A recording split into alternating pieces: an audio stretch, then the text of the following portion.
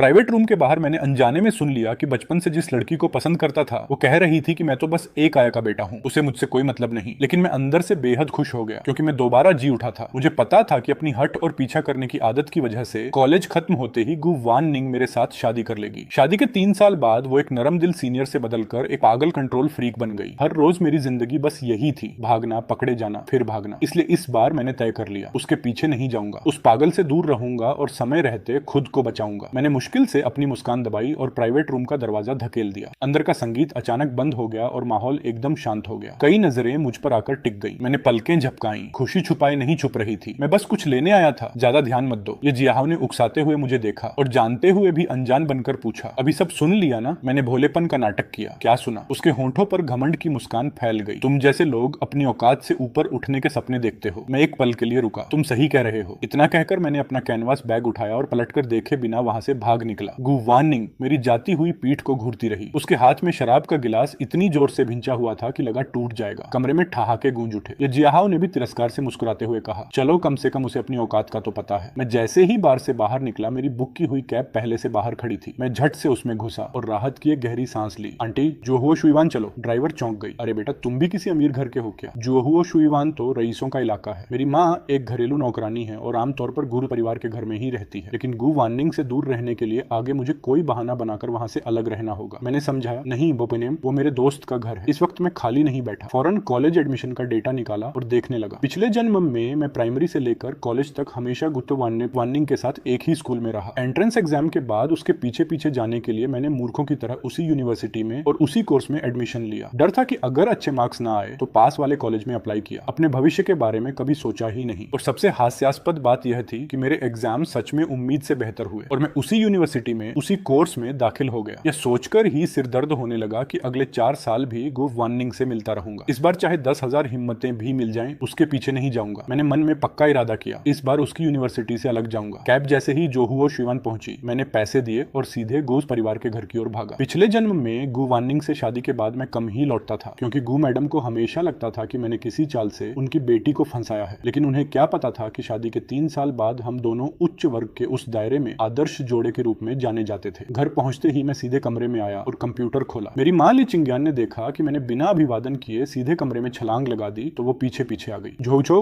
क्या बात है? मैंने पलट कर नहीं देखा। कुछ नहीं माँ, मुझे एडमिशन फॉर्म बदलना है। उसकी आंखें चौड़ी हो गई। कल तक तो तू कह रहा था कि वान निंग के साथ एक ही कॉलेज में जाएगा। मैं लगातार सिर हिलाते हुए बोला, माँ, मेरे नंबरों से उस टॉप यूनिवर्सिटी में जाना मुमकिन नहीं। अगर पहली पसंद में नहीं आया तो कहीं का नहीं रहूंगा। मेरी माँ इन बातों को ज्यादा नहीं समझती, लेकिन जब मैंने इतनी गंभीरता से कहा तो उन्होंने अपनी बात बदल ली। कॉलेज में दाखिला होना जरूरी है, जल्दी कर। मैंने फट से एडमिशन सिस्टम खोला। जैसा सोचा था, पहली पसंद में चिंगचंग यूनिवर्सिटी थी। सिस्टम बंद होने में सिर्फ 10 मिनट थे। मैंने जल्दी जल्दी दूसरी पसंद को पहले नंबर पर किया। अब तो उसी यूनिवर्सिटी में नहीं जाएगा। लेकिन रुको, मेरे नंबरों से दूसरी पसंद वाले कॉलेज में जाना थोड़ा नुकसान का सौदा तो नहीं है? मैं अभी सोच ही रहा था कि अचानक लैपटॉप की स्क्रीन काली पड़ गई। क्या हो गया माँ? घर में लाइट गई क्या? माँ ने झट से देखा। नहीं तो शायद तेरा कंप्यूटर खराब हो गया। मेरी हथेलियों में पसीना आने लगा। क्या किसी और का कंप्यूटर मिल सकता है? कुजिया का कोई बैकअप लैपटॉप नहीं है क्या? माँ ने जाना था। माँ ने सिर हिलाया। हाँ है, वान निंग के कमरे में। जल्दी जा, मैं लियू अंकल से पूछती हूँ। मैं डायनामिक पासवर्ड कार्ड उठाकर सीधे दूसरी मंजिल पर भागा। दाईं तरफ गु वान निंग का स्टडी रूम था। मैंने दरवाजा धकेला, अंदर गया और कंप्यूटर चालू किया। क्या बात है? पासवर्ड भी लगा है? मैंने मेज थपथपाई। थोड़ी देर के लिए कंप्यूटर इस्तेमाल करना था, इसमें पासवर्ड क्या लगाना था? बेकार का। तू फिर से बोल। हवा में सन्नाटा छा गया। मेरे हाथ से माउस छूटकर जमीन पर गिर पड़ा। मैं अकड़कर पलटा। गु वान निंग दरवाजे की चौखट पर टिकी थी। उसकी ठंडी निगाहें सीधे मुझ पर जमी थी। मेरा दिल धक से रह गया। तुम बार में थी ना? उसने ठंडे लहजे में कहा। कपड़े भीग गए थे, बदलने आई थी। मैंने खुद को शांत करने की कोशिश की और सामान्य तरीके से बात करना चाहा, लेकिन हो नहीं पा रहा था। जैसे ही उसे देखा, शादी के उन 3 सालों का बोझ और तकलीफ एक साथ उमड़ आई। मेरा बदन कांपने लगा। मैं बस थोड़ी देर के लिए कंप्यूटर इस्तेमाल करना चाहता हूँ। पासवर्ड क्या है? गु वान निंग शांत कदमों से मेरे पास आई। कुछ बटन दबाए। हो गया। मैंने सिर हिलाया और एडमिशन सिस्टम खोलने ही वाला था कि देखा, गु वान निंग जाने का नाम नहीं ले रही। तुम कपड़े बदलने नहीं जाओगी? वो धीरे से मुस्कुराई। इतनी जल्दी क्या है? देखते हैं तुम किस मुसीबत में फंसे हो। मैंने घबराकर अपनी पैंट की सिलवट थाम ली। उसे यह तो नहीं बता सकता था कि मैं एडमिशन फॉर्म बदलने आया हूँ और उसके साथ एक कॉलेज में नहीं जाना चाहता। मेरे दिमाग में उसका वो अंधेरा चेहरा घूम गया और साथ में वो वादे भी जो मैंने कभी बड़े विश्वास से किए थे कि जरूर उसके साथ एक ही कॉलेज में जाऊंगा। गु वान निंग ने भम्वें तानी। घबरा क्यों रहे हो? और क्या बेवकूफी की है इस बार? मेरी इस डरी सहमी हालत को देखकर उसे शायद लग रहा था कि मैंने फिर कोई गड़बड़ कर दी है और वो मुझे ठीक करने आई है। जैसे पिछली बार मैंने उसके लिए केक बनाने की कोशिश की थी और किचन उड़ा दिया था, तब भी मेरा यही हाल था। दरअसल उसने उस बार बार मेरी गलती का बोझ अपने ऊपर ले लिया था, लेकिन जो देख सके वो समझ जाते कि यह मेरा ही काम था। आखिर गु वार्निंग बचपन से ही सबकी चहेती रही है, बेहद होशियार, परफेक्ट, कभी गलती न करने वाली। खैर कोई बात नहीं, मैंने मन कड़ा किया और एडमिशन फॉर्म बदलने ही वाला था कि उसकी जांचती निगाह से टकरा गया। जो बात मुंह पर आई थी वो वहीं रुक गई। देखा तो सिस्टम में बस 3 मिनट बचे थे। मैंने सीधे गुड वार्निंग के सामने ही सिस्टम में लॉग इन किया, एक गहरी सांस ली और कांपते हाथों से दूसरी पसंद को पहले नंबर पर कर दिया। गु वार्निंग ने ठंडी हंसी के साथ कहा, जियांग हानझोउ, यही है वो पक्का वादा जो तूने किया था कि मेरे साथ एक ही कॉलेज में जाएगा। चारों तरफ की हवा इतनी ठंडी थी जैसे बर्फ गिर रही हो।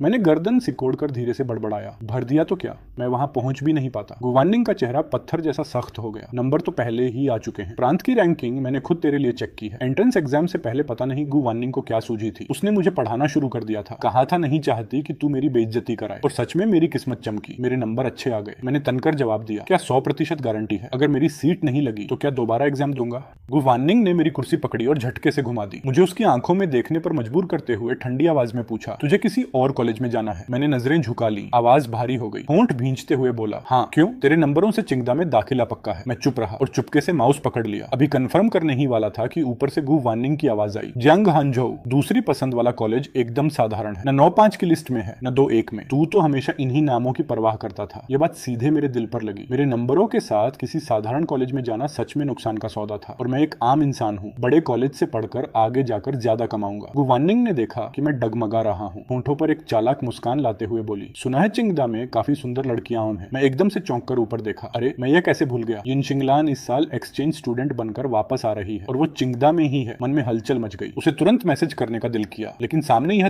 देवी खड़ी थी, इसलिए रोके रखा। उसी वक्त 5 बज चुके और सिस्टम बंद हो गया। अब शायद पिछले जन्म की तरह ही चिंगदा में दाखिला होगा, लेकिन कहाँ पढ़ूंगा यह अब ज्यादा मायने नहीं रखता। असल बात यह है कि शिंगलान जल्द वापस आ रही है। वो मेरी पुरानी पड़ोसन है, बचपन के साथियों जैसी, मुझसे 2 साल बड़ी है और हमेशा एक समझदार दीदी की तरह मेरा ख्याल रखती थी। मेरे दिल में खुशी की लहर दौड़ गई। मैं उत्साह से बोला, तुमने बिल्कुल सही कहा। हे मैं फॉर्म नहीं बदलूंगा। यह कहते हुए मुझे अचानक एहसास हुआ कि मैं उसके बहुत करीब हो गया हूँ। मैं झट से कुर्सी की पीठ से सट गया और दूरी बनाने की कोशिश की। तुम्हें कपड़े बदलने नहीं जाना था? यह छोटी सी हरकत गु वार्निंग से छुपी नहीं रही। उसने हल्की सी आवाज में हूं किया और बड़े कदमों से वहां से चली गई। मैं खुशी से उछल पड़ा, बहुत बढ़िया, शिंगलान दीदी आखिरकार वापस आ रही है। लेकिन मुझे बिल्कुल नहीं पता था कि दरवाजे के पास खड़ी गु वार्निंग अभी ज्यादा दूर नहीं गई थी और यह सब सुन चुकी थी। मैं गुनगुनाते हुए दरवाजे तक पहुंचा ही था कि सीधे गु वार्निंग से टकरा गया। उसने बिना भाव के अपनी हथेली आगे फैलाई। उसमें वन क्लीफ एंड आर्पेल्स का 4 पत्ती तिपतिया घास वाला ब्रेसलेट रखा था। मुझे कुछ समझ नहीं आया। मुझे जाना है, रास्ते से हट जाओ। मैं उसके बगल से निकल गया और गु वार्निंग वहीं खड़ी रह गई। उसका चेहरा उतर चुका था। यह वही ब्रेसलेट था जिसके लिए मैं पिछले जन्म में उससे गिड़गिड़ाता रहा था, और अब मैंने उसे देखा तक नहीं। जैसे किसी भारी बोझ से मुक्ति मिली हो। मैं दौड़ता हुआ कमरे में आया और शिंगलान को मैसेज किया। दिल बाग बाग था। पूछा, तुम आखिर कब वापस आ रही हो? जवाब आया, तेरे कॉलेज शुरू होने पर। पिछले जन्म में मेरी 2 बार की भागने की कोशिशें शिंगलान की मदद से ही हुई थी और उसे गु वार्निंग के बदले की कोई परवाह नहीं थी। मैंने एक गहरी सांस छोड़ी और मन ही मन कसम खाई कि इस बार गु वार्निंग से दूर रहूंगा। किसी भी हाल में उससे शादी नहीं करूंगा। जैसे ही उसके उन पागलपन भरे तरीकों की याद आती है जो शादी के बाद उसने मेरे साथ किए, तो रूह कांप उठती है। मैंने तुरंत गु वार्निंग से जुड़ी हर चीजें उठाकर कूड़ेदान में फेंक दी। उधर गु वार्निंग को याद आया कि प्राइवेट रूम में मैं टॉयलेट के बहाने निकला था और बहुत देर तक वापस नहीं आया। वो ढूंढने निकली, पूरे बार में खोजा, लेकिन इनेजिमा नहीं मिला। एक वेटर से पूछा तो पता चला कि मैं तो बहुत पहले ही जा चुका हूँ। गु वार्निंग ने कोई बहाना बनाया और कैब करके घर आ गई। घर पहुंचते ही उसने देखा कि मैं उसके स्टडी रूम में छुपकर उसे गालियां दे रहा था। यह सोचकर गु वार्निंग के होंठों पर एक ठंडी मुस्कान आ गई, यानी मैंने उसे बिल्कुल भी गंभीरता से नहीं लिया। तभी फोन बजा। कई बार बजने के बाद गु वार्निंग ने उठाया। दूसरी तरफ उसकी सहेली जोर से बोली, वार्निंग तू कहाँ है? सब तेरा इंतजार कर रहे हैं। उसने बेरुखी से जवाब दिया, थोड़ी देर में आती हूँ, और फोन काट दिया। दरवाजे की तरफ जाते हुए गु वार्निंग ने देखा कि ली चिंग्यान मेरे कान उमेटते हुए कह रही थी, बेटा माँ की बात मान, वार्निंग बिटिया को पटा ले। मैंने ऊपरी तौर पर सिर हिलाया। ठीक है माँ, वो परिवार का दामन थाम लेता हूँ। ली चिंग्यान ने बेचारगी से मेरे माथे पर उंगली ठोकी। बस कहता है वार्निंग बिटिया के साथ बाहर जा नहीं सकता। गु वार्निंग ने पूरी बात नहीं सुनी। होंठों पर एक तीखी व्यंग्य भरी मुस्कान लिए वो बंगले से बाहर निकल गई। उसे यकीन था कि मैं अभी भी उसकी तारीफों के पुल बांध रहा हूँगा, और स्वाभाविक रूप से वो बाद की बातें सुन नहीं सकी। मैंने नाराज होकर जवाब दिया था, अगर उसे मैं पसंद नहीं तो क्या जबरदस्ती करूंगा? उसके लिए पहले से रिश्ता तय है, मैं बीच में क्यों टांग अड़ाऊं? लड़ाऊं, आगे से उसकी बात मत करो, वो मुझे परेशान करती है। यह कहकर मैं बेपरवाह होकर कमरे में आ गया। माँ ने कई बार आवाज दी, लेकिन मैं नहीं पलटा। मुझे लगा कि हमेशा गु परिवार के घर में रहना ठीक नहीं है। पहले जब माँ बाप का तलाक हुआ था तो ली चिंग्यान मुझे लेकर चिंगचेंग आ गई थी और हम एक छोटे से बेसमेंट में रहते थे। गु मैडम ने ली चिंग्यान को अकेले बच्चे के साथ देखकर एक कमरा दे दिया था, लेकिन अब मैं हर रोज गु वानिंग को नहीं देखना चाहता था। मैं सीधे किचन में गया जहाँ ली चिंग्यान खाना बना रही थी। माँ, तुमने जो मकान खरीदा था वो अभी भी है ना? ली चिंग्यान ने हैरानी से देखा। हाँ है। क्यों? मैं खुशी से उछल पड़ा। मन में सोचा, बढ़िया है, अब गु परिवार से बाहर निकल सकता हूँ। जोर से बोला, कुछ नहीं। ली चिंग्यान ने मेरी बेवकूफाना मुस्कान देखी और माथे पर हाथ रखा। ये मुस्कुरा क्यों रहा है? मैंने सिर हिलाया। तुम नहीं समझोगी। ली चिंग्यान ने मेरा सिर ठोका और बोली, मैं नहीं समझती, जल्दी उसे पटा ले। माँ बोलती रही। बस फिर यही शुरू हो गया। मैं चुपचाप कमरे में आ गया। गु वानिंग का सामान हट जाने से कमरा काफी खुला खुला लग रहा था, लेकिन तभी बिस्तर के सिरहाने से एक डायरी मिली जिसमें मैंने गु वानिंग की चापलूसी में जो किया था सब लिखा था। पिछले जन्म में गु वानिंग मुझसे जबरदस्ती इस डायरी की बातें जोर जोर से पढ़वाती थी। यह याद करते ही शर्म से पानी पानी हो गया। यह भी नहीं रखनी, चुपचाप ठिकाने लगानी होगी। मैंने सोचा ऊपर से अपना नाम मिटा दूंगा ताकि किसी को पता न चले। बस सोचा और काम शुरू कर दिया। एक पेन उठाया और जोर जोर से नाम रगड़ने लगा।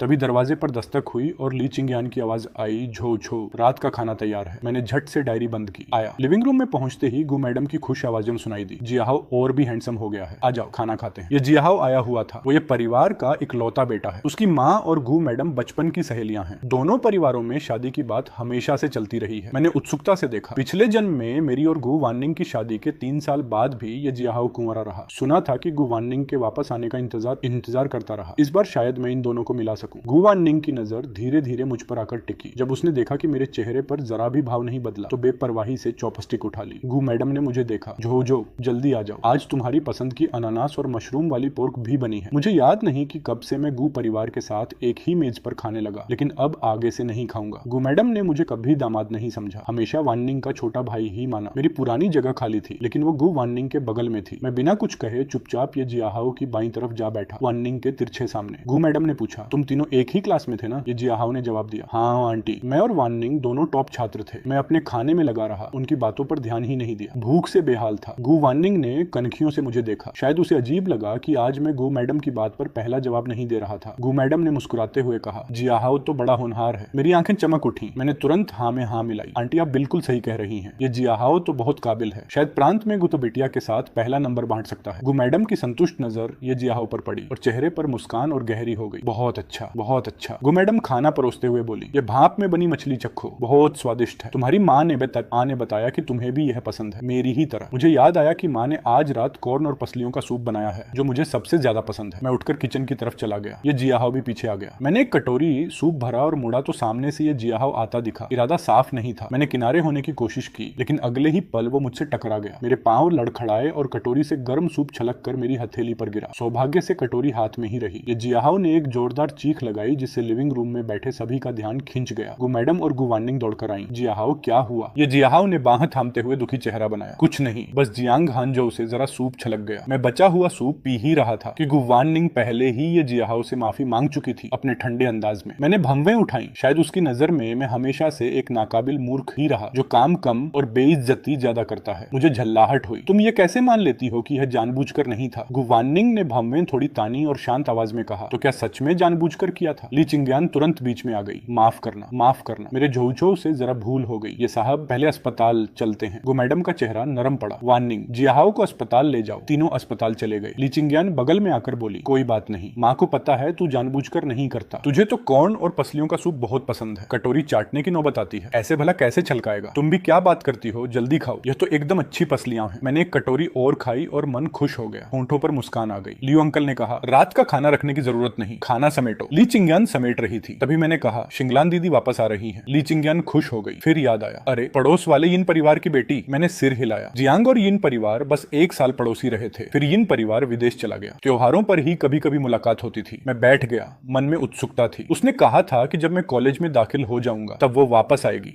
ली चिंग्यान ने मेज समेटते हुए समझाया, कॉलेज में भी मन लगाकर पढ़ना, समझे? मेरा मन नहीं था और उनकी लंबी नसीहत सुनना नहीं चाहता था। माँ, मैं सोने जा रहा हूँ। बस कुछ ही कदम चला था कि सामने कोने से घू वार्निंग दिखी, अभी आई थी और दरवाजे पर जूते उतार रही थी। जल्दी आ गई। मैंने एक नजर डाली और नजरें हटा ली। घू वार्निंग की उंगलियां अनजाने में मुट्ठी बन गई। जियांग हानझोउ, तुमसे बात करनी है। मैंने जैसे सुना ही नहीं तेजी से भागा, कमरे में घुसा, दरवाजा बंद किया, कुंडी लगाई और बिस्तर पर लेट गया। एक के बाद एक यिनशिंगलान का मैसेज आया था। पहले जो हार की बात की थी, क्या यही वाली है? साथ में एक तस्वीर भेजी थी। मैं बड़ी मुश्किल से मुस्कान दबा रहा था और जवाब देने ही वाला था कि टक टक दरवाजा बजा। मेरे होंठों पर हल्की सी डिंपल वाली मुस्कान आ गई। खुशी छुप नहीं रही थी। दौड़कर दरवाजा खोला। आया, दरवाजा खुला तो सामने गु वार्निंग का चेहरा था। मेरी मुस्कान वहीं ठहर गई। लगता था अभी नहाकर आई है। बाल गीले थे और बूंदें टपक रही थी। नाक ऊंची, आंखों के कोने हल्के से तिरछे। दाएं कान की लोब पर एक छोटी सी निशान थी जो कान की बाली जैसी दिखती थी। पूरा अंदाज बेपरवाह और इत्मीनान भरा था। मुझे तुमसे कुछ कहना है। कहो। यह जो हुआ, मैंने उसकी बात काटी। गु बिटिया, किचन में कैमरा नहीं है क्या? खुद जाकर देख लो। गु वार्निंग एक पल के लिए रुकी। उसे कभी उम्मीद नहीं थी कि मैं इतने रूखे लहजे में बात करूंगा। क्या तुम नाराज हो? मैंने सिर हिलाया। पीछे से वीचैट का नोटिफिकेशन बजा।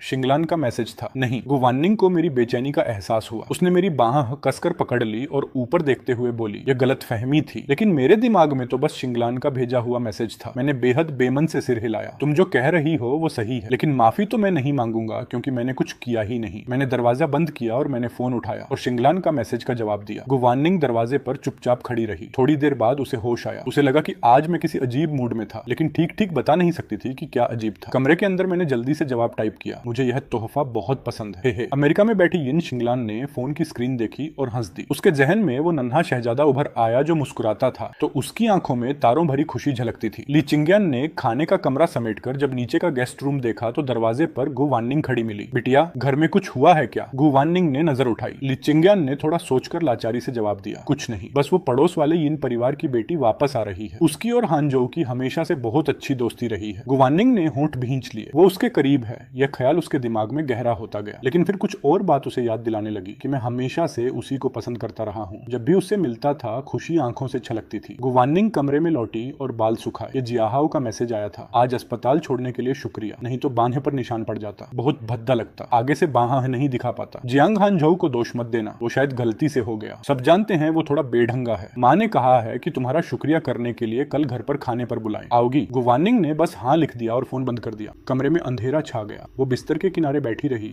न जाने क्या सोचती रही। अगले दिन सुबह में बिस्तर से उठा, मुंह हाथ धोया और बाहर लिविंग रूम में पहुंचा तो गु वार्निंग को नाश्ता करते देखा। मैं थोड़ा चौंका। मैंने जानबूझकर यही वक्त चुना था ताकि गु वार्निंग से बचा जा सके। पहले इस वक्त वो जिम में होती थी। मैं कुछ बोला नहीं। 2 टुकड़े ब्रेड और दूध उठाया और चलने लगा। ली चिंग्यान ने आवाज लगाई, इतनी जल्दी क्या है, बैठकर खाओ। मैं मन मारकर बैठ गया। मना करने का कोई कारण भी नहीं था। गु वार्निंग पहले जैसी ही थी, ठंडी और दूर। मुझे एक भी नजर से नहीं देखा। मैं धीरे धीरे निश्चिंत हो गया। बिल्कुल यही चाहिए था। यही रवैया बनाए रखो, मुझे नजरअंदाज करो। मैं बेवकूफों की तरह ब्रेड कुतरता रहा। ली चिंग्यान ने उबला अंडा मेरे कटोरे में रख दिया। मैंने माथे पर बल डाले। माँ, मुझे अंडे पसंद नहीं, उबले अंडे, खासकर पीली जर्दी। ली चिंग्यान ने परवाह नहीं की। ताकतवर होते हैं, जल्दी खाओ। आज तुमने शिजू के साथ बाहर जाने का प्लान बनाया था, भूलना नहीं। मैं झट से उठ खड़ा हुआ। अरे नहीं, लगता है मैंने उसके साथ बाहरी इलाके में अंगूर तोड़ने जाने का वादा किया था। यह कहकर मैं कमरे में दौड़ा और कपड़े बदले। अलमारी में सब ऐसे कपड़े थे जो भद्रजन वाला लुक देते हैं। मैंने मुंह बिचकाया। पहले सुना था कि गु वार्निंग को ये जियाहाओ जैसे शालीन और रईसाना लड़के पसंद हैं, तो मैंने भी उसी हिसाब से यह कपड़े खरीद लिए थे। लेकिन अब मैं गु वार्निंग के लिए अपनी पसंद से समझौता नहीं करूंगा। आखिरकार कोने में एक हरा कुर्ता मिल गया, बस वही उठाया और चल दिया। माँ, जाता हूँ। गु वार्निंग ने आवाज़ पर नजर उठाई। एक पल रुकी, फिर नजर हटा ली और बेभाव होकर खाना खाती रही। ये जियाहाओ ने फिर मैसेज किया, वार्निंग कब आ रही हो? आंटी अब माँ और सहेलियों के साथ माजोंग खेल रही हैं। गु वार्निंग ने जवाब दिया, थोड़ी देर में। मैं जल्दी जल्दी पहुंचा। शिजू पहले से मेरा इंतजार कर रहा था। शिजू के बाल करीने से कटे हुए थे, सादी ग्रे टी शर्ट, जीन्स और पांव में टमाटर रंग के जूते पहने था। मेट्रो स्टेशन पर जैसे ही उससे मिला, मैं दौड़कर उसे जादू की झप्पी देने लगा। शिजू ने फौरन चश्मा संभाला, आंखें गोल हुई और जानबूझकर खांसकर बोला, अच्छा हुआ तुम भूले नहीं।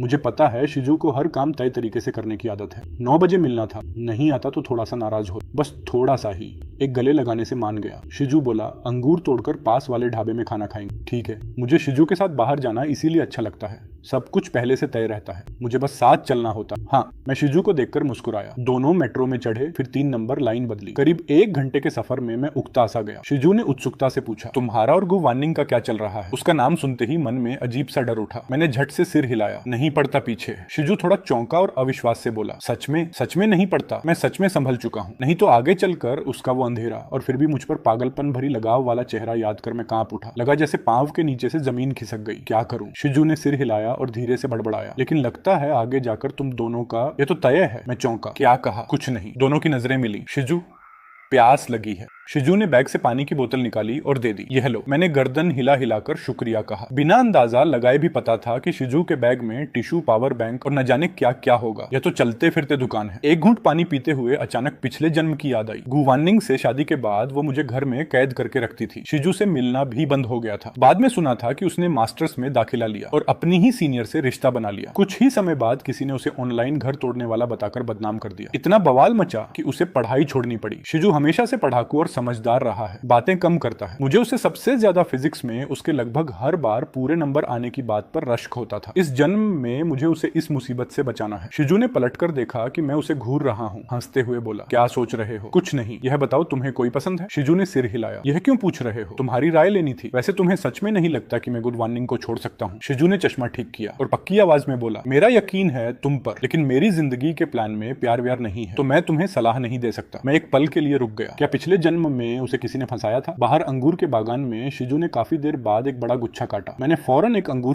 अंगूर छिलकर मुंह में डाला, फिर एक छिलकर शिजू के मुंह में ठूंस दिया। कैसे हैं? शिजू की आंखें चमक उठी। बहुत बढ़िया, खट्टे मीठे और रस भरे। गर्मी का एहसास भी थोड़ा कम हो गया। दोनों ने 2 और गुच्छे चुने और फिर हिसाब करने गए। बागान से निकलकर शिजू मुझे पास के एक छोटे ढाबे की तरफ ले गया। यहाँ की लॉन्ग फिश नूडल्स बहुत लाजवाब हैं। मैंने पलकें झपकाई। गुवानिंग बहुत नखरीली खाने वाली थी, इसलिए गु परिवार में यह कभी नहीं खाई थी। दोनों ढाबे के अंदर घुसे। खाने का वक्त था। काफी भीड़ थी। रसोई आधी खुली थी। बीच में कुछ मेजें और हरे रंग के पर्दे लगे थे। शीशे के पार साफ दिखता था कि कुछ कारीगर हाथ से नूडल्स खींच रहे हैं। दूसरी तरफ चूल्हे पर ईल मछली की कतरनें भुनी जा रही थी। लपटें उठ रही थी। कमरे में ऐसी चल रहा था, ठीक ठाक ठंडा था। शिजू ने खाना ऑर्डर किया और 2 बोतल ड्रिंक भी ले आया। प्यास लगी होगी, थोड़ा खट्टा मीठा है, पी सकते हो? मैंने झट से सिर हिलाया और एक बड़ा घूंट भरा। आड़ू का स्वाद मुंह में फैल गया। बहुत बढ़िया। हे। कोई 15 मिनट बाद वेटर 2 कटोरे लॉन्ग फिश नूडल्स लेकर आया और मुस्कुराते हुए बोला, नूडल्स आ गए। नूडल्स के ऊपर पतली पतली ईल मछली की कतरनें बिछी थी। हरे प्याज और लहसुन के टुकड़े बिखरे थे, साथ में तीखा तेल और सुगंधित सिरका। खुशबू नाक में घुस गई। मैं उठती भाप वाले गर्मा गर्म कटोरे को देखता रहा। चॉपस्टिक उठाई और एक छोटा घूंट लिया। आंखें चमक उठी। क्या स्वाद है! नूडल्स मजबूत और मुलायम, मछली एकदम ताजी। आधे घंटे बाद दोनों ने खाना खत्म किया। अफसोस हुआ कि पैक होने पर नूडल्स गल जाते, वरना माँ के लिए भी ले जाता। ली चिंग्यान को तरह तरह के नूडल्स बहुत पसंद है। पहले हाथ से बेले हुए नूडल्स बनाती थी। उन्हीं की आदत से मुझे भी नूडल्स पसंद हो गए। शिजू ने चश्मा ठीक किया। चेहरे पर संतोष था। और कहीं चले?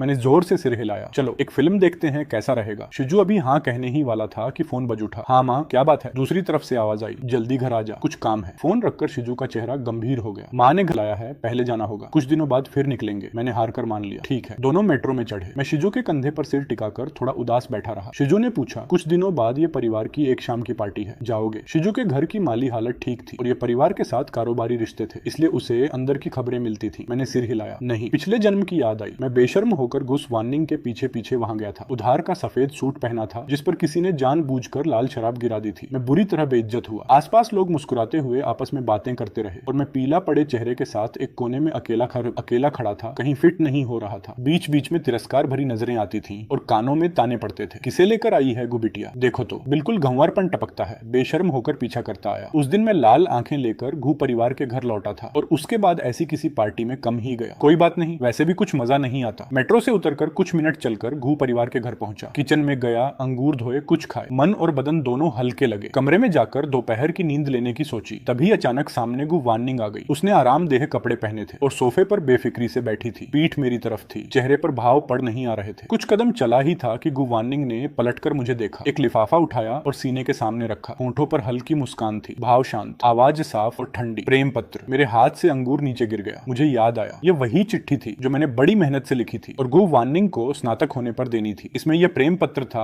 और दोनों की एक तस्वीर भी। बस माथे पर नहीं लिखा था कि तुमसे प्यार है। मन थोड़ा सिकुड़ा। अंगूर उठाया और घबराए हुए मगर उम्मीद लिए पूछा, तुमने पढ़ा नहीं ना? मुझे पता था गु वार्निंग मेरी दी हुई चीजें हमेशा नजरअंदाज करती थी। शायद नहीं पढ़ा होगा। गु वार्निंग ने मुंह बिचकाया। ऐसी बेकार चीजें मैं नहीं पढ़ती। लेकिन इस बार वो झूठ बोल रही थी। उसने न सिर्फ पढ़ा था बल्कि एक एक शब्द याद था। लिफाफा खोलने पर जैसे तुम सामने आ गए। मैं तुमसे प्यार करता हूँ। हूँ। मैंने राहत की सांस ली और बेफिक्री का नाटक करते हुए बोला, वैसे कोई जरूरी चीज नहीं थी, फेंक दो। यह कहकर एक और अंगूर मुंहों में डाल लिया। गुवानिंग एक पल के लिए रुकी, हाथ में लिफाफा और कस गया, लेकिन जब मेरा बेपरवाह चेहरा देखा तो न जाने क्यों मन में हल्की सी जलन उठी, जो जल्दी ही ठंडी पड़ गई। ठीक है, मैंने बेमतलब कंधे उचकाए और कमरे की तरफ चल दिया। कमरा बड़ा नहीं था, बीच में एक स्लाइडिंग दरवाजा दो छोटे हिस्सों में बांटता था। दोनों तरफ एक एक बिस्तर था, एक ली चिंग्यान का, एक मेरा। मैंने मन में सोचा कि इसी हफ्ते गु परिवार का घर छोड़ूंगा और आगे गु वानिंग से ज्यादा मेल जोल नहीं रखूंगा। मन खुश था, अनजाने में गुनगुनाने लगा। ली चिंग्यान अंदर आई तो बिस्तर पर लेटा मुझे देखकर चौंकी। इतनी जल्दी आ गए? मैं बिस्तर से उछलकर उठा और मुंह बिचकाकर बोला, माँ हम कब वापस चलेंगे अपने घर? यहाँ गूत परिवार में रहते रहना ठीक नहीं, अब तो कॉलेज भी शुरू होने वाला है, अगर किसी को पता चला। ली चिंग्यान जानती थी कि उसका बेटा बाहर से मजबूत और अंदर से नाजुक है, देखने में हंसमुख छोटे सूरज जैसा, लेकिन अंदर से भावुक और ज्यादा सोचने वाला। डर था कि लोग जानेंगे कि हम मालिक के घर में रहते हैं और तरस खाएंगे। ली चिंग्यान को खुद भी अफसोस था कि काम में इतनी व्यस्त रही कि उस पर ध्यान नहीं दे पाई। ली चिंग्यान ने कहा, ठीक है कुछ दिनों में चलते हैं, लेकिन पहले सच बताओ, क्या तुम्हें वानिंग बिटिया से कोई दिक्कत है? मैं एक पल रुका, क्या मैं इतना साफ दिखने लगा? नहीं तो। ली चिंग्यान ने राहत की सांस ली। तो अच्छा हुआ, अभी कुछ काम नहीं है, जाओ वानिंग बिटिया के लिए कुछ फल ले जाओ। पहले होता तो बिना कहे ही फलों की थाली उठाकर भागता, लेकिन अब मन नहीं था। मैंने सीधे झूठ बोला, वो आज कंपनी नहीं गई क्या? इतनी जल्दी कैसे आ जाएगी, जबकि अभी कुछ देर पहले ही गुस्सेबाज वानिंग से सामना हो चुका था। गु परिवार ने इस गर्मी से ही गु व टैनिंग को कंपनी के काम से जोड़ना शुरू किया था। पिछले जन्म में इसी गर्मी में उसके पीछे पीछे कंपनी तक भी पहुंच गया था, लेकिन वहां बोरियत हुई तो उसके असिस्टेंट से रईसों की गपशप करता रहा। ली चिंग्यान ने तेज नजर से देखा और धकेलते हुए कहा, आ चुकी है, जाओ फल दे आओ। मैंने तुरंत नाटक किया, माँ नहीं जाना, वानिंग बिटिया अभी किताबों के कमरे में काम कर रही होंगी, फल उनके कमरे में रखने जाऊंगा तो वो मुझे नापसंद करने लगेंगी। अगर वो मुझे नापसंद करने लगे तो शायद पिछले जन्म वाला सिलसिला दोबारा नहीं होगा। मैंने मन में यह सोचा और लाचारी से बोला, ठीक है जाकर आता हूँ। किचन में गया, पहले से कटी हुई फलों की थाली उठाई और दूसरी मंजिल पर चढ़ा। किताबों के कमरे के बगल में ही गूज वानिंग का शयन कक्ष था। मैंने जानबूझकर दस्तक नहीं दी और सीधे अंदर चला गया। इधर उधर झांक कर देखा, गू वानिंग कहीं नहीं थी। पूरा कमरा सादे तरीके से सजा हुआ था। खिड़की के पास एक गोल मटोल कैक्टस रखा था। मुझे याद आया वो कैक्टस मैंने एक हफ्ते का जेब खर्च बचाकर खरीदा था और गू वानिंग को दिया था। उसके बाद बचे खुचे खाने के पैसे कहीं खो गए थे और माँ को बताने की हिम्मत नहीं थी। 2 दिन रोटी और नमकीन सब्जी खाकर गुजारे। तब गू वानिंग को भनक लग गई और वो हर रोज कैंटीन से मेरे लिए खाना लाने लगी। मैं ऊनी कालीन पर कदम रखा। अभी बस इतना ही सोचने का वक्त मिला कि कितना मुलायम है। तभी नजर पड़ी कि मेज पर वो प्रेम पत्र रखा था। मैंने आवाज लगाई, गू वानिंग हो क्या तुम? कोई जवाब नहीं आया। मन में एक चुपचाप खुशी उठी, लेकिन मुझे पता नहीं था कि पीछे से गू वानिंग आंखें थोड़ी सिकोड़े दरवाजे की चौखट पर टिकी हुई ठंडी नजरों से मुझे देख रही थी। मैंने धीरे से फलों की थाली रखी, फिर प्रेम पत्र उठाया और होंठों पर चोरी की खुशी वाली हल्की सी मुस्कान आ गई। गू वानिंग ने ठंडे लहजे में कहा, क्या कर रहे हो? आवाजें सुनते ही मैं फौरन पलटा। प्रेम पत्र पीठ के पीछे कसकर छुपाया और ऊपर से खुशामदी मुस्कान लाया। कुछ नहीं, माँ ने फल भेजे थे, रख दिए, अब चलता हूँ। मैं घबराते हुए दरवाजे की तरफ बढ़ा। उसे दिखा नहीं होगा। गू वानिंग के पास पहुंचा, बस निकलने ही वाला था, राहत की सांस लेने ही वाला था कि गू वानिंग ने पीठ के पीछे छुपी मेरी कलाई पकड़ ली। हाथ में क्या है? मैंने सिर झुका लिया, सांस रोक ली। उसकी नजरें जांच रही थी। कुछ नहीं। गू वानिंग ने ठंडी हूं की, दे दो। बिल्कुल नहीं। मैंने धीरे से नजरें उठाई। हमारी नजरें हवा में मिली। उन काली आंखों में बेपर्दा ठंडापन था। जियांग हानजो,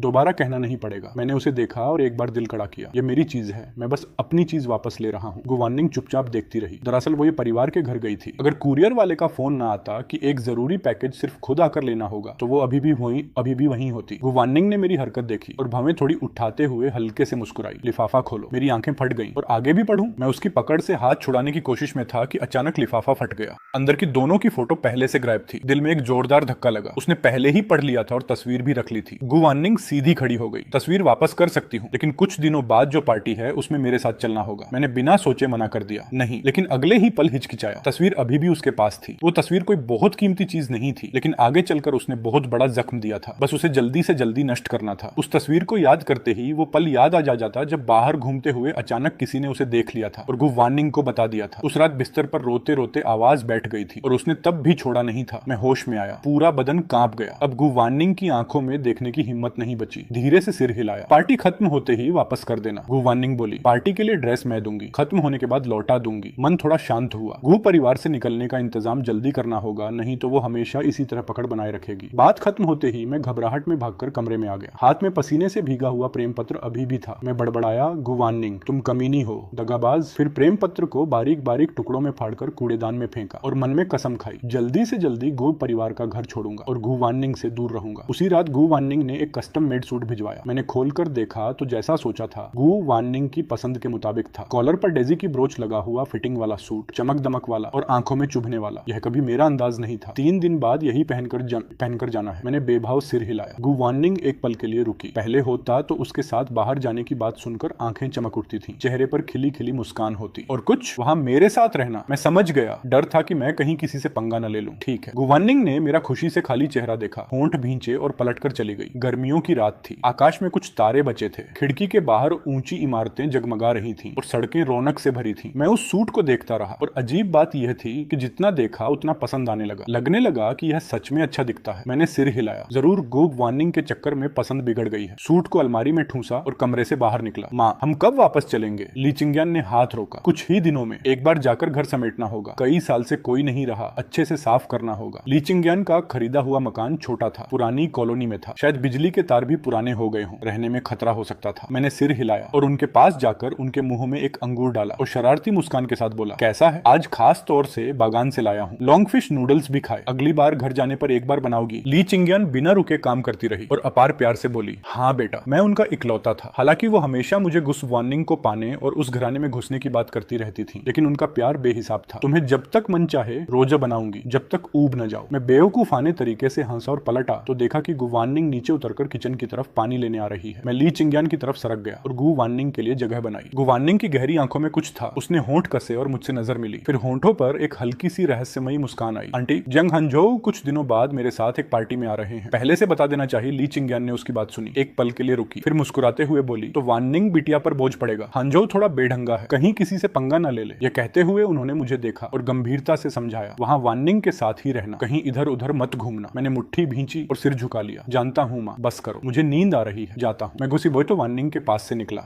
उसे एक नजर भी नहीं दी। माँ की आवाज पीछे से आती रही, वार्निंग के साथ ही रहना, समझे? मुझे शक था कि गु वार्निंग ने जानबूझकर यह किया था, ली चिंग्यान को ढाल की तरह इस्तेमाल करने के लिए। अब अगले कुछ दिन माँ कानों में यही घोलती रहेंगी। मैं अंदर ही अंदर खींच गया, कमीनी। अगले दिन सुबह सुबह ली चिंग्यान ने झकझोर कर उठाया, परसों पार्टी है, नाचना आता है। मेरी नींद उड़ गई, लेकिन इस सवाल पर एक अजीब सी सिहरन भी हुई। नाचना? मुझे याद आया, शादी के बाद घर में एक बड़े शीशे वाला डांस रूम था। गु वार्निंग जब खाली होती तो मेरी बाह थामकर साथ नाचती। शीशे में खुद का चेहरा देखता तो कान लाल हो जाते, सांस तेज हो जाती और उसकी आवाज कानों के पास गुजरती, बेबी तुम ऊपर से नीचे तक सिर्फ मेरे हो, समझे? देवदार की जानी पहचानी खुशबू उस वक्त चारों तरफ से घेर लेती। अब भी याद करने पर उसकी लंबी और गर्म हथेली का एहसास होता है, जो त्वचा पर फिसलती थी और एक सिहरन छोड़ जाती थी। यह सोचते ही मन में वो डरावना एहसास जागा कि पिंजरे में बंद हो गया हूँ। मेरा चेहरा थोड़ा पीला पड़ गया। गु वार्निंग की मेरे ऊपर पकड़ किसी के अंदाजे से कहीं ज्यादा थी। वो मुझे अपनी निजी चीज मानती थी, बस अपने पास छुपा कर रखना चाहती थी। उसकी दुनिया में बस मैं था। मैं आराम से वापस बिस्तर पर लेट गया। नहीं आता तो क्या, नाचूंगा नहीं, किसी कोने में जाकर बैठूंगा। पार्टी खत्म होगी, तस्वीर मिलेगी, गु परिवार का घर छोड़ूंगा। कॉलेज इतना बड़ा है, रोज गु वार्निंग से कैसे मिलेगी? हम दोनों के बीच दूरी बढ़ती जाएगी। मन में खुशी उठने लगी। इस जन्म में चाहे जो हो जाए उसके साथ नहीं रहूंगा। ली चिंग्यान मेरे बदलते भाव देखती रही, कभी डर, कभी ललक, अब तो बिल्कुल बेवकूफाना मुस्कान। उन्होंने चिंता से आंखों के सामने हाथ हिलाया। नींद में कुछ हो गया क्या? मैंने होंठ दबाए, लेकिन मुस्कान रुकी नहीं। नहीं माँ, तुम घर जाकर देखा। ली चिंग्यान ने झट से सिर हिलाया। आज ही जाती हूँ, खाना ठीक से खाना। मैं उत्साह में बिस्तर पर लौटने ही वाला था। हा हा हा, जानता हूँ माँ, जाओ जल्दी। ठीक है, मैं काम पर निकलती हूँ। नाश्ता मेज पर रखा है। मैंने फोन उठाया, 7:30 ही बजे थे। गु वार्निंग अभी जिम में होगी, यह सोचते हुए बाहर निकला। झट से मुंह हाथ धोया और डाइनिंग रूम की तरफ गया। गु वार्निंग सच में नहीं थी। मैंने बाल थोड़े बिखेरे, मेज से ब्रेड और दूध उठाई और कमरे की तरफ मुड़ा। पलटते ही लगभग गु वार्निंग से टकरा गया। वो अभी अभी जिम से आई थी और नहाकर निकली थी। गालों पर भाप की वजह से हल्की लाली थी, होंठों के कोने थोड़े से उठे हुए। पतली टी शर्ट में उसकी कमर का नाजुक अंदाज और नंगी बाहों की पतली मजबूत रेखाएं साफ दिख रही थी। गु वार्निंग की काया हमेशा से बेहद आकर्षक रही है। मैं बगल से निकल गया, उसे छुआ तक नहीं। गु वार्निंग ने ठंडे लहजे में पूछा, नाचना आता है? मैंने बेपरवाही से 2 शब्द फेंके, नहीं आता, और भाग खड़ा हुआ। बेशक आता है, गु वार्निंग ने खुद सिखाया था। जिम के शुरुआती कई काम भी गु वार्निंग ने साथ रहकर सिखाए थे। कमरे में वापस आते ही शिजू का मैसेज था, परसों की पार्टी में मैं भी आ रहा हूँ। मैंने 3 सवालिया निशान लगाए, तुम्हें कैसे पता? शिजू ने जवाब दिया, गु वार्निंग ने बुलाया है और मेरा अंदाजा है। फिर लिखा, वहां संभल कर रहना। सुना है ये परिवार और गु परिवार में शादी की बात है। ये जियाहाओ का बड़ा भाई एंटरटेनमेंट इंडस्ट्री में है और करीब करीब टॉप पर पहुंच गया है, इसलिए वो शायद ही अपना करियर छोड़ेगा। तो शादी ये जियाहाओ और गु वार्निंग के बीच ही होगी। पूरे स्कूल को पता है कि तुम गु वार्निंग को पसंद करते हो। मुझे लगता है उसके साथ ही तुम्हें निशाना बनाएंगे। पिछले जन्म में उस पार्टी में मैं बड़ी उम्मीद लेकर गया था, लेकिन एक कोने में बिल्कुल अकेला पड़ गया था, डरा हुआ, असहाय। गु वार्निंग के पास जाना चाहता था, लेकिन वो कहीं नजर नहीं आ रही थी। ये जियाहाओ के दोस्त बार बार आकर तंग करते रहे। गु वार्निंग ठंडी नजरों से देखती रही, छुड़ाने की कोई कोशिश नहीं की। मैं छुपकर एक कोने में अकेले आंसू पोंछता रहा। इस बार उनसे लड़ नहीं सकता तो बच तो सकता हूँ। अंदर जाते ही सीधे टॉयलेट में घुस जाऊंगा। मुझे उम्मीद उम्मीद नहीं कि कोई वहां तक आएगा। मैंने शरारती मुस्कान के साथ तेजी से टाइप किया, मुझ पर भरोसा रखो, मैं अंदर जाते ही पेट दर्द का नाटक करूंगा और टॉयलेट में बंद हो जाऊंगा, फिर देखता हूँ कौन मुझे परेशान करता है। सबके सब मन में प्लान बनाते रहे, मुझ तक पहुंचेंगे कैसे। शिजू ने जवाब दिया, ये आइडिया तो बढ़िया है, मैं भी साथ चलता हूँ। मैंने फौरन मना किया, नहीं तुम कारोबारी मकसद से जा रहे होगे, मेरे जैसा नहीं। पैसे नहीं कमाने क्या, बस मेरे अच्छे समाचार का इंतजार करो। टक टक टक दरवाजा बजा। मैंने फोन रखा और दरवाजा खोला। बाहर बेभाव चेहरा लिए गुजवानिंग खड़ी थी। मैंने भवें चढ़ाई, क्या बात है? तुम्हारी माँ ने कहा है कि मैं तुम्हें नाचना सिखाऊं। नहीं सीखना। गुवानिंग ने मेरी कलाई पकड़ ली और ठंडे तरीके से बोली, वहां नाचना नहीं आया तो मेरी बेइज्जती होगी। मैंने उसे अचरज से देखा। बेइज्जती होगी तो मेरी होगी, तुमसे क्या लेना देना? घर में डांस रूम नहीं है, बाहर किसी जगह जाना होगा, कपड़े बदलो और चलो। हर शब्द में वो रौब था जिसे नकारा न जा सके। मैंने हाथ छुड़ाने की कोशिश की लेकिन उसकी पकड़ लोहे जैसी थी, हिला तक नहीं। मैं अचानक दुखी सा हो गया। जानबूझकर थोड़ा बेचारगी वाला लहजा अपनाते हुए बोला,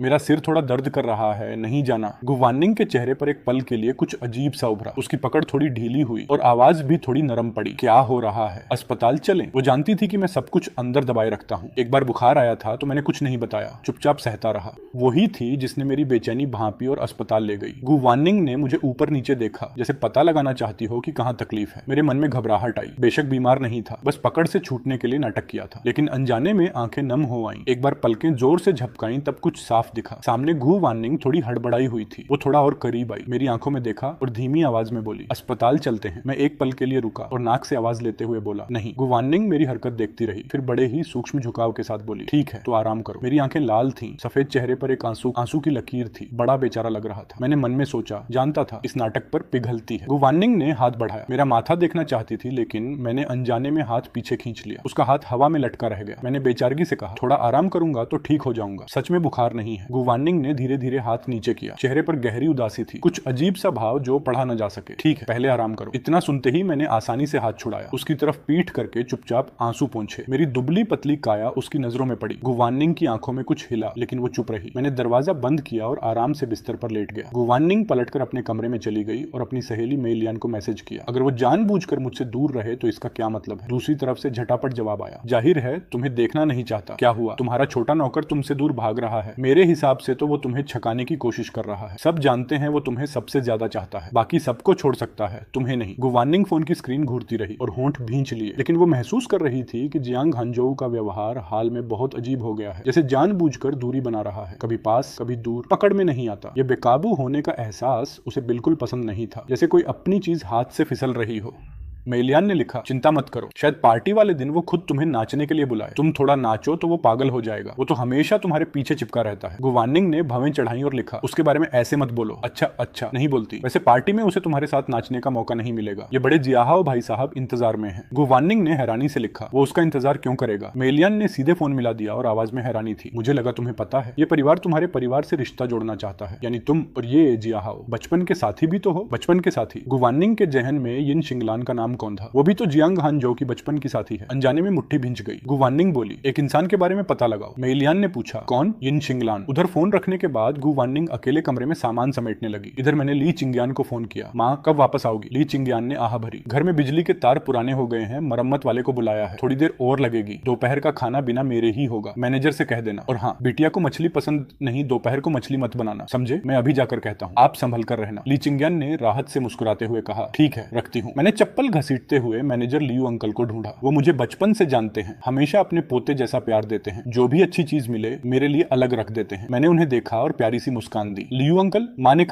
कहा है घर में कुछ काम है, दोपहर का खाना पीली आंटी से बनवा देना। लियू अंकल ने पूछा, घर में क्या हुआ? मुझे गु परिवार का घर छोड़ने की बात याद आई और आंखें मुस्कुराने लगी। गु मैडम और बिटिया को पता है? नहीं, उन्हें नहीं बताया। बिजली के तार पुराने हो गए हैं, माँ मरम्मत करवा रही है। लियू अंकल ने सोचते हुए सिर हिलाया और इशारा किया, इधर आ छोटू। मैं उत्सुकता से पास गया। लियू अंकल ने जेब से कुछ कैंडी निकाली। यह तेरी पसंदीदा दुरियन वाली। मेरी आंखें चमक उठी। शुक्रिया लियू अंकल, मैं पीली आंटी के पास जाता हूँ।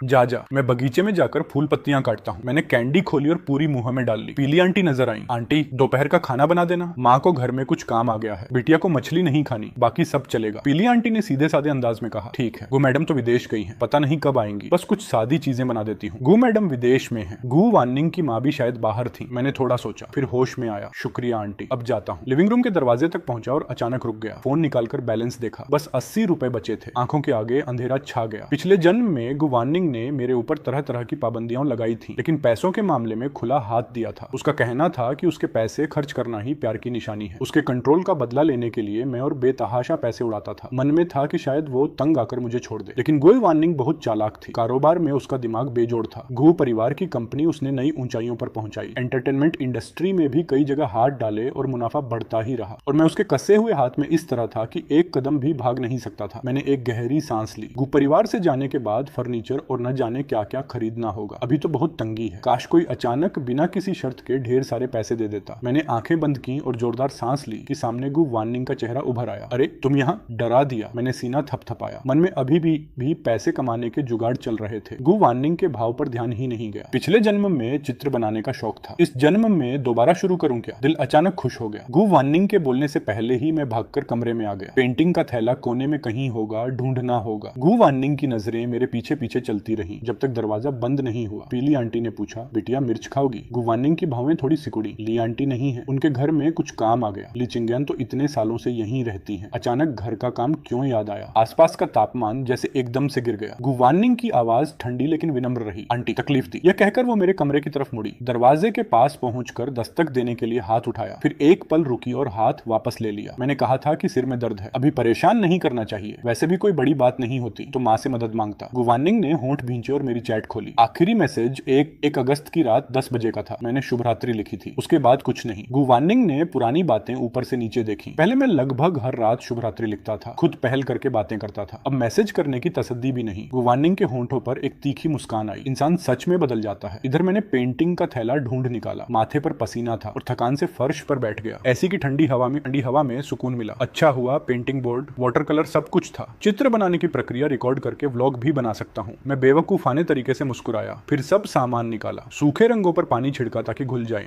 ये सब करते करते पसीने से तरबतर हो गया। गीला टिश्यू लेकर माथा पोंछा, सामान मेज पर रखा और हांफते हुए बिस्तर के किनारे बैठ गया। बहुत थकान है, कोल्ड ड्रिंक पीनी है। अगले ही पल कमरे का दरवाजा खोला, किचन गया और एक बोतल कोला उठाई। घटाघट बड़े घूंट भरे। बहुत बढ़िया। गु वार्निंग अभी भी लिविंग रूम में थी। जैसे ही मैं किचन में घुसा, उसकी नजर मुझ पर पड़ी। मेरे गाल लाल थे, गोरी गर्दन पर पसीने की बूंदें ने थी, लेकिन आंखें चमक रही थीं। क्या कर रहे हो? मैं एकदम चौंका और खांसते खांसते लाल हो गया। धीरे से बड़बड़ाया, अचानक क्यों डराते हो? आराम कर रहा था, बस थोड़ी कोला पी रहा हूँ। गु वार्निंग के होंठों पर एक शरारती मुस्कान आई। कोला पी ली? कोला मशीन बनाओगे कैसे? मेरे हाथ थोड़े कांपे। सच में मैं पहले जैसा ही बेवकूफ हूँ। आसानी से बहका लिया। लियू अंकल उसी वक्त लिविंग रूम में आए और गु वार्निंग की बात सुनकर हंसते हुए बोले, छोटे जियांग हांजो, चिंता मत करो, फ्रिज में और भी है। मैं तुरंत समझ गया कि उसने मुझे बेवकूफ बनाया। वही पुरानी आदत, कमीनी, जरूर जानबूझकर किया। मैं दांत पीसते हुए कोला की बोतल कसकर पकड़े रहा। गु वार्निंग को नजरअंदाज किया और पलटकर कमरे में आ गया। शिजू को फोन लगाया, अब कब बाहर चलेंगे? शिजू एक पल के लिए रुका, फिर याद आया कि वो पहले निकल गया था। कुछ दिनों बाद पार्टी खत्म हो जाए तो कराओके चले। मैंने झट से हाँ कर दी। बिल्कुल। अगले दिन सुबह ली चिंग्यान ने झंझोड़ा, पार्टी में जाना है और अभी तक सो रही है। सूरज कब का निकल आया? मैं मुंह के बल बिस्तर पर पड़ा रहा। माँ, पार्टी तो शाम को है, इतनी जल्दी क्यों? यह कहते हुए फिर नींद में चला गया। ली चिंग्यान ने हार कर रजाई परे फेंकी और मुझे सोने दिया। खुद किचन में चली गई। गु वार्निंग जिम से आ चुकी थी। 7:30 बजे ही। डाइनिंग रूम में नजर डाली, मैं नहीं था। उसने सांस सम रखी। ली चिंग्यान, नाश्ता हुआ नहीं? होता है बस। ये कहते हुए ली चिंग्यान ने नाश्ता मेज पर लगाया। हांजो अभी सोई है, पार्टी में साथ जाने में दिक्कत तो नहीं होगी? गु वार्निंग के होंठों पर सटीक गर्मजोशी वाली मुस्कान आई। पार्टी शाम 5 बजे शुरू होती है आंटी। ली चिंग्यान बेहद खुश थी। गु वार्निंग का खानदान तो अलग था ही, खुद भी बेहद सुंदर थी। नाक नक्श तीखे, चेहरे पर एक ठंडी और कुलीन छटा, हमेशा विनम्र और शिष्ट, हर हरकत में शालीनता झलकती, मुस्कान संयमित और उचित। कोई कमी ढूंढो तो नहीं मिलती। इतनी गुणवान लड़की है तो मेरा बच्चा समझता क्यों नहीं? ली चिंग्यान ने चापलूसी भरी मुस्कान के साथ कहा, मेरे हांजो का ख्याल रखना बिटिया। गु वार्निंग के सुंदर चेहरे पर एक पल के लिए कुछ जैसे असहजता आई। आंटी, हांजो के अपने विचार हैं, शायद वो खुद नहीं चाहती। ली चिंग्यान की मुस्कान धीमी पड़ी। मेरा बच्चा जरूर मानेगा, बस दुनिया कम देखी है इसलिए थोड़ा डरता है, तुम ध्यान रखना। गु वार्निंग ने गंभीरता से सिर हिलाया। ठीक है आंटी। फिर शांति से खाने लगी, बिल्कुल भद्र और सुंदर। ली चिंग्यान ने तुरंत मुझे बिस्तर से खींचा। पहले नहाओ धो और खाओ। मैं नींद में डूबी आंखों के साथ छोटी पीली चिड़ियों वाले कार्टून के कपड़ों में डाइनिंग रूम में पहुंचा।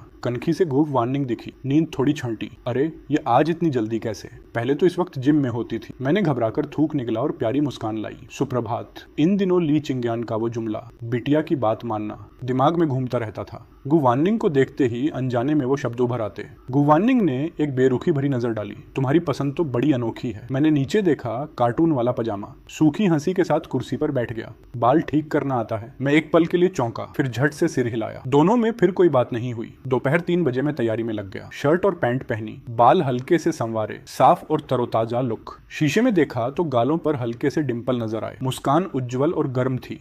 गोल आंखें एकदम मासूम और सीधी सादी, जैसे एक छोटा पिल्ला। बिल्कुल बेगुनाह लग रहा था। 4 बजते ही गु वान्निंग ने दरवाजा खटखटाया। निकलने का वक्त हो गया। पार्टी में करीब 15 मिनट की दूरी थी। मैंने आखिरी बार कॉलर ठीक किया, बैग उठाया और दरवाजा खोला। गु वान्निंग की काली आंखों में मेरा अक्स उतरा, साफ सुथरा, शरीफ। मेरी आंखों में पानी जैसी चमक थी। जब ऊपर देखा तो उनमें जैसे आसमान भर के तारे समाये हों। गु वान्निंग ने अनजाने में थूक निगला। मेरी घनी लंबी पलकों को एकटक देखती रही और हल्की आवाज में पूछा, तैयार हो? मैंने जोर से सिर हिलाया। चलो। मैंने कपड़े के कोने ठीक किए और दरवाजे की तरफ बढ़ा। गु वान्निंग पीछे आई। ड्राइवर ने गाड़ी चलाई। गु वान्निंग ने बीच का पर्दा नीचे कर दिया और हम दोनों अकेले थे। मैंने पर्दे को देखा। न जाने क्यों घबराहट होने लगी। कनखी से गु वान्निंग के कपड़े देखे। एकदम सलीकेदार फॉर्मल सूट। बहुत अच्छी लग रही है। छह, चाहे जितनी अच्छी दिखे, अंदर से तो काला कुट्ट है। मैं मन ही मन बड़बड़ाया और नजरें हटाकर फोन खोला। शिंगलान का मैसेज था, जल्दी ही वापस आ रही हूँ। मैंने जल्दी से जवाब टाइप किया। होंठ खुद ब खुद उठ गए। बढ़िया। बगल से गु वान्निंग की गहरी आंखों में एक अजीब सी भाव वाली मुस्कान थी। आवाज में कोई उतार चढ़ाव नहीं था। किससे बात हो रही है? मैंने फोन की स्क्रीन बंद की और बेपरवाही से जवाब दिया, कोई नहीं। गु वान्निंग मेरे चेहरे को पढ़ने की कोशिश करती रही, जैसे कोई राज ढूंढना हो। मैं छुपाना नहीं जानता। जल्दी ही जानी पहचानी दबाव की भावना आ घेरी। हथेलियों पर हल्की सी पसीने की परत आ गई। मैं अनजाने में घुटनों पर हाथ रगड़ने लगा। यही मेरी घबराहट की पुरानी आदत है। गु वान्निंग को पता चल गया कि मैं झूठ बोल रहा हूँ। गु वान्निंग ने आंखें थोड़ी उठाई। मुस्कान गायब हुई। धीरे धीरे बोली, मेरे साथ रहना, कहीं इधर उधर नहीं जाना। यह इंसान हमेशा से मनमाना और बेलिहाज रहा है। मैं चुप रहा। गाड़ी के अंदर तापमान और गिरता गया। सांस लेना मुश्किल सा लग रहा था। मुझसे रहा नहीं गया और मैंने गु वान्निंग को एक झल्लाई नजर से देखा। गु वान्निंग की आवाज में हल्का सा मुड़ाव था। क्या हुआ? मैंने पांव हिलाए। थोड़ा झिझका और वह सीधे गु वान्निंग की ओर देखते हुए बोला, क्या तुम थोड़ा खुश नहीं हो सकती? इस तरह मुंह बनाए बैठी हो जैसे मैंने तुम्हारे 10 लाख रुपए दबा रखे हो। गु वान्निंग कुछ कहती इससे पहले ही गाड़ी रुक गई। मैडम आ गई। मैंने झट से दरवाजा खोला और जान बचाने वाली रफ्तार से बाहर निकल गई। गु वान्निंग इत्मीनान से चली मेरे पास और निमंत्रण पत्र दरवाजे पर खड़े कर्मचारी को दिखाते हुए बोली, यह मेरी साथी है। मैं गु वान्निंग के पीछे पीछे चलने लगी। न बहुत पास न बहुत दूर, बस 5 कदम की दूरी बनाए रखते हुए। गु वान्निंग ने एक बार झिझक कर देखा पर कुछ बोली नहीं। अभी हम अंदर ही घुसी थी कि कई निगाहें हम पर आ टिकी। ये जियाहाओ की खुशी छुपाए नहीं छुप रही थी। वह छोटे छोटे कदम भरते हुए गु वान्निंग के पास आ गया। वान्निंग इधर आओ। मैं इधर उधर नजरें दौड़ाने लगी पर शीशु कहीं दिखी नहीं। मैंने फोन निकाला ही था कि उसे मैसेज करूं, तभी ऊपर से एक ठंडी सी नजर मुझ पर आ पड़ी। यहाँ आओ। मैंने गु वान्निंग की ओर उलझ कर देखा। नहीं चाहती। ली ने मुझे तुम्हारी देखभाल करने को कहा है। अगर तुम बात नहीं मानोगी तो मुझे उसके अधूरे धमकी भरे शब्द सुनकर मेरा मन हुआ उसे एक मुक्का दे दूं। मैंने मन ही मन हंसकर कहा, ठीक है चलती हूँ। ये जियाहाओ के चेहरे की मुस्कान धीरे धीरे फीकी पड़ने लगी। तीनों जल्दी से अपनी सीटों पर जा बैठे। मेई लियांगशिन ने उत्साह में गु वान्निंग के कंधे पर हाथ रखना चाहा, फिर अचानक कुछ याद आया, रुक गई और सिर खुजाते हुए बोली, भूल ही गई, तुम्हें छूने से घिन होती है। मैं बैठते ही शिशु को मैसेज करने लगी, तुम कहाँ हो? दूसरी मंजिल पर, अभी मत आना, मुझे कुछ काम निपटाना है। उसकी बात ने मेरे मन में जिज्ञासा जगा दी, पर सामने बैठे तीनों मुझ पर इस तरह नजरें गड़ाए थे जैसे कोई बेवकूफी करने का इंतजार कर रहे हो। ये जियाहाओ मुस्कुराते हुए बोला, वान्निंग, मेरे पिताजी तुमसे कुछ बात करना चाहते हैं, व्यापार के बारे में। गु वान्निंग ने सिर हिलाया। चलो। दोनों के जाते ही मैं और मेई लियांगशिन आमने सामने रह गए। वह मुझे इस तरह घूर रही थी जैसे पहरेदारी कर रही हो। मुझे तुम पर नजर रखनी है, वरना बाद में उल्टे सीधे काम करोगी और हमें सफाई करनी पड़ेगी। मैंने लापरवाही से एक छोटा दही का केक उठाया। सोचने लगी, काश यह डूरियन का होता और भी अच्छा लगता। कोई 5 मिनट बाद एक कर्मचारी आया और मेई लियांगशिन को बुला ले गया। अब मेरे आसपास कोई नहीं था। मैंने सुकून से व्हिस्की का एक घूंट लिया। कैरामेल और संतरे की मिली जुली खुशबू। अगले ही पल 2 मर्द एक दूसरे के कंधे पर हाथ डाले मेरी तरफ चले आए। मैंने उन्हें देखा और एक पल के लिए रुक गई। ये जियाहाओ के दोस्त सफेद सूट में वाला बोला, अरे यह कौन है? ओह, जियांग यूनिवर्सिटी का लल्लू। उसके साथ वाले ने चश्मा ठीक करते हुए भोलेपन से मुस्कुराकर कहा, सुईचेंग, ऐसे मत कहो। जियांग हानझोउ भले ही साधारण घर का हो पर दिखने में अच्छा है, इसीलिए यहाँ आ सकता है। सुईचेंग की आंखों में एक अजीब चमक आई। उसने बाहें बांध ली और व्यंग्य से बोला, कौन जानता है किसने उसे लाया? कोई पैसे वाला गया गुजरा बूढ़ा होगा जिसके बदन से बुढ़ापे की बू आती होगी। यह कहते हुए उसने घृणा से हवा में हाथ हिलाया। मेरी भौहें तन गई। पिछले जन्म की मैं होती तो अभी तक झार झार रोते हुए उनकी बातें सहती रहती, पर इस बार मैंने कहा, गु वान्निंग मुझे लाई है? क्या तुम लोग उन्हें ही बुरा भला कह रहे हो? दोनों के चेहरे एक पल को बदले, फिर और तीखे हो गए। शायद तुमने घिघियाकर मांगा होगा। गु परिवार की बेटी ने कभी तुम्हें अपना नहीं माना। मैंने फिर एक घूंट लिया। दूर से एक लड़की और एक लड़का इस तरफ आते दिखे। मैंने पहचाना, गु वार्निंग थी। मैं चुप रही और उन दोनों को बोलते रहने दिया। खुद ही सोचने लगी कि यह तो गु वार्निंग का बचाव कर रही हूँ। तुम वार्निंग के बारे में मत बोलो, उनके बदन से कोई बुढ़ापे की बू नहीं आती। आगे चलती गु वार्निंग के कदम एक पल के लिए थम गए। उस चश्मे वाले ने नाक ढककर घिन से कहा, यह मुंह तो चाय जैसा सड़ा है, शायद उसी की बू है। किसने उसकी बात की? ओह, बात तो तेरी हो रही है, बेशर्म कमीने। वार्निंग तो सिर्फ हमारे हाव की हो सकती है, उसके चक्कर में मत पड़ना बेहूदे। उनकी बातें सुनकर मेरी आंखें भर आईं। मैं कोने में अकेली बैठी आंसू बहाते हुए रोने का नाटक करते हुए बोली, मैंने कुछ नहीं किया, मैं अब उनके पीछे नहीं पड़ूंगी। तुम लोग मुझे और मत बुरा भला कहो, मैंने गलती की। वार्निंग तेज कदमों से आई। उसने एक पल मेरी तरफ गंभीर नजरों से देखा, फिर मेरी कलाई थाम कर गलियारे के एक कोने में ले गई। सुईचेंग और चश्मे वाले चौंक कर एक पल के लिए ठहरे, फिर पलट कर आते हुए ये जियाहाओ को देखा और खुशी से गिलास टकराने का इशारा किया। अब शायद उसकी हिम्मत टूट गई। बुजदिल कहीं का। हमें लगा कुछ खास होगा, पर यह जियाहाओ ने उदासी को दबाते हुए शालीन मुस्कान बनाए रखी। मैं उसे यह समझाना चाहता हूँ कि जो चीज उसकी नहीं, उसकी चाह न रखे। वार्निंग सिर्फ मेरी है। गु वार्निंग मेरी कलाई मजबूती से थामे थी। मैं छुड़ा नहीं पाई। गु वार्निंग, छोड़ो मुझे। वह मुझे सुरक्षित गलियारे में ले गई। चारों तरफ अंधेरा था, इतनी शांति की एक दूसरे की सांसें सुनाई दे रही थी। गु वार्निंग ने हथेली की गर्माहट महसूस की। तब कहीं जाकर थोड़ा होश आया। गले से मुश्किल से शब्द निकले, जो तुमने अभी कहा, क्या वह सच था? मैं चुप रही। उसका दिल एक पल के लिए धक से रह गया। मैं हकलाते हुए बोली, वे कह रहे थे कि तुम्हारे बदन से बुढ़ापे की बू आती है। मैंने कहा नहीं आती। उन्हें यकीन नहीं हुआ और मुझे गाली देने लगे। गु वार्निंग एक पल के लिए ठहरी, पर अंततः वह सवाल न पूछ सकी जो पूछना चाहती थी। क्या तुमने पीछा छोड़ा? वह बोली, उन्होंने तुम्हें कुछ कहा तो तुमने पलटवार क्यों नहीं किया? मन ही मन मैंने सोचा, अगर तुम नहीं आती तो मैं वह रूप दिखाती जो तुम्हें नापसंद है, और कभी का एक झापड़ जड़ चुकी होती। शायद मैं भूल ही गई थी कि पिछले जन्म में जब इसी तरह मेरा मजाक उड़ाया गया था, तब भी गु वार्निंग ने ही मेरा हाथ थामा था और खुद मुझे सिखाया था कि झापड़ कैसे जड़ते हैं। धीरे धीरे उनकी कुछ आदतें मुझ में भी आ गई थी। झापड़ मारते वक्त हमेशा उकसावे भरी नजरों से सामने वाले को देखना, ताकि रौब कायम हो। हालांकि मुझ में वह रौब नहीं था। अंधेरे में गु वार्निंग मेरा चेहरा नहीं देख सकती थी। उसे लगा मैं अब भी रो रही हूँ। उसकी उंगलियां मेरे गाल से सरक कर आंसुओं को पोंछने लगी। रो मत, बताओ, मैं तुम्हारी मदद करूंगी। मेरा दिल भर आया। क्या कहूँ? ये कहूँ कि तुम आगे चलकर एक बड़ी पागल बन जाओगी, हर तरफ से मुझे जकड़ लोगी। यह सोचते ही मैंने उनका हाथ हटा दिया और रूंधी आवाज में बोली, वापस चलते हैं, नृत्य समारोह शुरू होने वाला है। गु वार्निंग ने होंठ दबाए। रोना बंद करो। जब भी मैं रोती थी उसे अजीब सी बेचैनी होने लगती थी। रो नहीं रही। मेरी आवाज अभी भी भारी थी, थोड़ी कमजोर सी। गु वार्निंग ने गहरी सांस ली और धीरज से बोली, थोड़ी देर में मेरे पास रहना, इधर उधर मत भटकना। मैंने 2 बार हाँ में सिर हिलाया। काल्पनिक आंसू पोंछे और चल पड़ी। गु वार्निंग धीरे बोली, चलो। हम गलियारे तक पहुंची ही थी कि मैं आधा कदम पीछे रह गई और धीमी मध्यम आवाज में बोली, तुम पहले जाओ, मुझे वॉशरूम जाना है। गु वार्निंग ने मुझे गहरी नजरों से देखा। ठीक है, इतना कहकर वह पलटी और चली गई। जैसे ही वह दूर हुई, मेरे चेहरे पर एक कामयाब मुस्कान फैल गई। मैं वॉशरूम की तरफ चल पड़ी। तभी शीशु का मैसेज आया, मैं तुम्हें ढूंढने आ रही हूँ। कहाँ हो? वॉशरूम में। क्या सच में पूरी शाम वहीं छुपी रहोगी? मैंने सोचा, क्यों नहीं रह सकती। पिछले जन्म की कहानी के हिसाब से अगर मैं बाहर गई तो यह जियाहाओ जरूर कोई चाल चलेगा। किसी अनजान लड़की के साथ मुझे नाच में धकेल देगा। जानबूझकर मुझ जैसी नाचना न जानने वाली को सबके सामने शर्मिंदा करेगा। फिर मैं पूरे समारोह की हंसी का पात्र बन जाऊंगी। हर कोई एक एक तंज कसेगा। यह सोचकर मेरे बदन में एक सिहरन दौड़ गई। तभी अचानक दिमाग में गु वार्निंग की एक बात चमक गई। बेबी, डरते क्यों हो? जो मन में आए करो, मैं हमेशा तुम्हारी पीठ थामने के लिए यहाँ हूँ। मैं ख्यालों से बाहर आई तो देखा गु वार्निंग का फोन आ रहा था।